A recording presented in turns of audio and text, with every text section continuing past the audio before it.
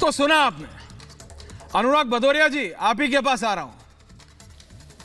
Follower Rahul Gandhi के दुष्यंत नागर है, लेकिन आप तो बिल्कुल दाढ़ी वाड़ी सब इतने दिनों बाद कहां थे अनुराग जी? इतने दिनों बाद मतलब बहरहाल, लेकिन अनुराग जी कल लोकसभा में प्रधानमंत्री ने और आज राज्यसभा में जब प्रधानमंत्री ने साफ कहा कि देखो बॉस, कांग्रेस ने देश में गड्ढे ही गड्ढे दिए हैं और ये विपक्ष को समझ नहीं आ रहा है कि हो क्या रहा। और इकोसिस्टम पे अनुराग भदौरिया जी कल भी प्रहार किया और आज भी। अनुराग भदौरिया, वरिष्ठ नेता समाजवादी पार्टी। जी दादा। राकेश सिन्हा जी जुड़ रहे हैं। हर्षवर्धन जी आ रहा हूं। देखिए दुष्यंत की आजकल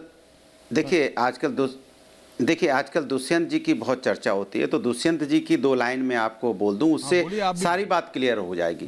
कहाँ तो तय था चिरागा हर घर के लिए और कहाँ चिराग नसीब नहीं है शहर के लिए।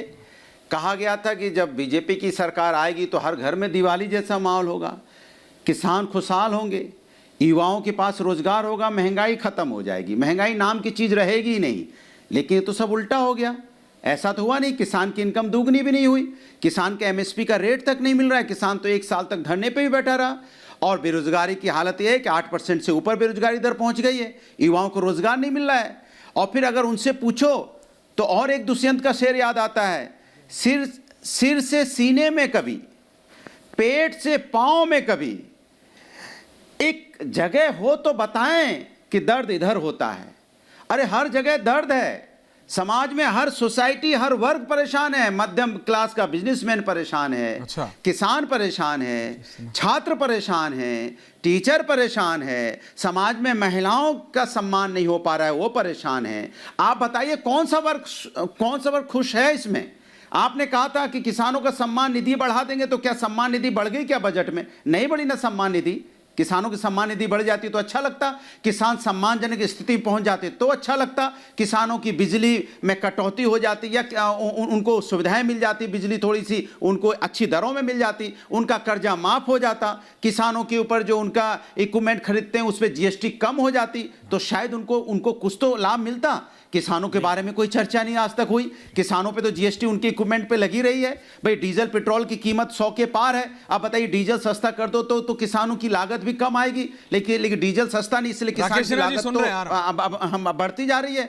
इसी तरह से युवाओं को देख लो, नहीं राकेश सिन्हा जी सुन लेना, इसलिए उन्हीं को जवाब देना है। इसलिए बेरोजगारी की हालत देख लीजिए। रोजगार देने की बात थी, डिग्रियां लिए घूम रहे हैं, कोई बीटेक लिए घूम रहा है, कोई एमटेक लिए घूम रहा है, कोई एमएससी लिए घूम रहा है, कोई पीएचडी लिए घूम रहा है। पीएचडी होल्डरों को नौकरी नहीं मिल रही। सोचो आप, अब पीएचडी और बीएससी सब लोगों को नौकरी नहीं मिलेगी तो कैसे काम चलेगा बताइए आप। इसी तरह से आप देख लीजिए शिक्षा में, आप कहते हैं हमने मेडिकल कॉलेज खोले, एक मेडिकल कॉलेज में एडमिशन लेने जाओगे तो 20 लाख से ऊपर की फीस है।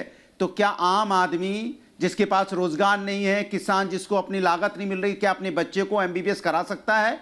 क्या उसका बच्चा डॉक्टर इंजीनियर बन सकता है जिस तरह की फीस है? इसके बारे में चर्चा कब होगी? स्वास्थ्य की हालत देख लीजिए आप, गांव-गांव में आपने। मैं दूसरी बात कहता हूं ऐश्वर्या जी, आप भी मेरा साथ दीजिए इसमें। अरे सरकार इस बारे में सोच ली थी, एम्स के सामने से निकल के देखिए तो उस फुटपाथ पे एम्स के जो मरीज बेचारे आते हैं, मरीज अंदर, और पूरे के पूरे परिवार बेचारे मरीज लिए रोड पे सोते रहते हैं। अरे शेल्टर बनाने की व्यवस्था कर दीजिए ना उनकी, इतनी ठंड में ठिठुरते रहते हैं, 1500 लोग रोड पे रहते हैं, आप रोज देखते होंगे ऐश्वर्या जी। मैं तो कहूंगा इस बात को आप भी कहिए कि सरकार इस पे ध्यान दे। वो हमारे आपके भाई बंधु हैं जो रोड पे सोते रहते हैं एम्स के सामने, इलाज कराने के लिए दूर दूर से आते हैं, पूरे देश से आते हैं इलाज कराने के लिए। क्या जिम्मेदारी हमारी आपकी नहीं बनती, सरकार की नहीं बनती कि उनके लिए रहने की व्यवस्था हो जाए, कुछ नहीं तो उनको पानी पीने की तक की व्यवस्था हो जाए? अरे पानी पीने नहीं तो चाय की व्यवस्था हो जाए। मेरे को पता है आप महीनों बाद आ रहे हैं, लेकिन पूरे मैं आपको 2 महीने का समय, आज तो 1 दिन में तो नहीं दे सकता अनुराग जी, है ना? I know.